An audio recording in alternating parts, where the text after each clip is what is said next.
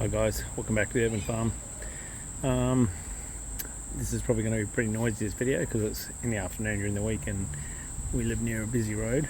I just thought I'd show some of the soursops on my seedling soursop trees. This one at the front of the property, I'll climb up the tree so we can see, but we've already picked 15 or 20 and there's probably still about 50 on the tree, so they're all not much bigger than that. Mainly because there's so many fruit on the tree. I think the other tree, which is down the back, has larger fruit but not as many, so I suppose that's how it works. If they produce more fruit then they're smaller, but I'll climb up the ladder, which is what I have to do every day, just to get up in here and check. But all of these branches, I actually had a couple of branches snap because there's so much fruit on the tree. Pretty much every branch is covered in soursops and they're pretty much similar size.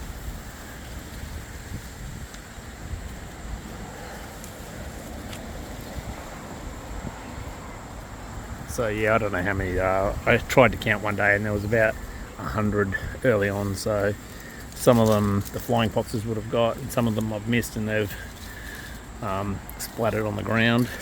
But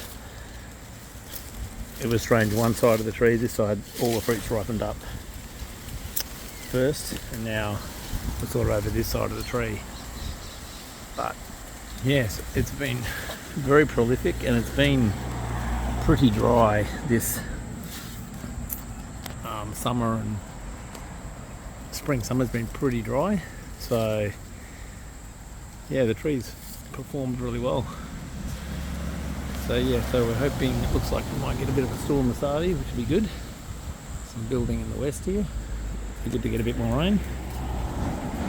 And right next door to it is the quai muck, and this year there is hundreds and hundreds of fruit, so the whole tree is covered in fruits, and the tree is getting pretty large now, probably about 4 meters high.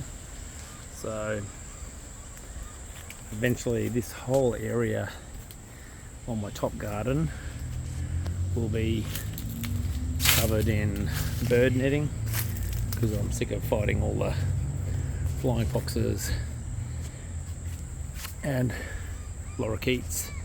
So I think I'm going to cover this whole area with bird netting that has mangoes, lychees, garcinias, puterias, some eugenias, my dragon fruits. So that's the plan. We've just finished picking all the royal reds off this. We picked 180 KPs off there. We've been picking Kwan mangoes off the Kwan mango tree here. I have these beautiful coconut mangoes, which are taking their sweet time to ripen.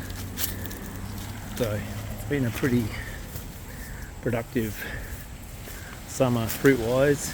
We got a heap of jabbos off this sabra, but once I start planting trees at the farm, I'm going to come through here and take out a bunch of these mangoes probably, and just plant grafted ones from these up at the farm, because I have so many trees and pots that we'll probably have to go here up because they're pretty cold sensitive. So I have a huge bunch of puterias and garcinias and other randoms that will need to go in an area with a bit more protection, so I can come through, maybe even take out this mango. I'll take out, I've got a heap of groomy charmers, I'll cut out, there's a big groomy charmer here, but I have way too many. I have about 6 groomy charmers, so I'll cut that back to 1 or 2. And then this whole top garden will just be pretty rare things, and cover it with a bird net so I never lose a fruit. Okay guys, yeah, I'll catch you on the next one.